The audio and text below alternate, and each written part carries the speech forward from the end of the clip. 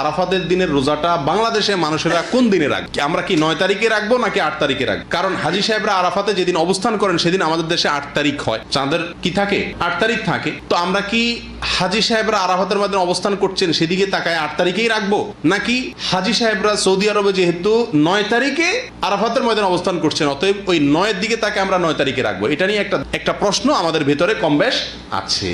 কারণ নবী করিম সাল্লাল্লাহু আলাইহি ওয়াসাল্লাম যে আরাফাতের দিনে রোজা রাখতে বলেছেন, আসলে 9 তারিখকে জিলহজের 9 তারিখকে আরাফাতের দিন বলা হয়। এখানে তারিখটা হলো উদ্দেশ্য, আরাফাতের দিন এটা হলো শুধুমাত্র নাম। জিলহজের 9 তারিখে ইয়মে আরাফা বলে, জিলহজের 8 তারিখে ইয়মুত তারবিয়া বলে। এগুলো হলো এই দিনগুলোর এক একটা নাম। যেহেতু নবী সাল্লাল্লাহু আলাইহি ওয়াসাল্লাম আরাফার দিন রোজা রাখতে বলছেন অতএব 9 তারিখে রাখবেন, এরকম একটা মত উলামা ইকরাম বলেন। এখন আমরা কোন দিকে যাব? 8 তারিখে রাখবো নাকি 9 তারিখে রাখবো? আমি বলি যেহেতু কোনো মতের পক্ষেই সুস্পষ্ট কোনো হাদিস নাই, অতএব আমাদের জন্য সবচেয়ে যুক্তিসঙ্গত হলো দোনো দিন রাখা, 8 তারিখে এবং 9 তারিখে রাখা।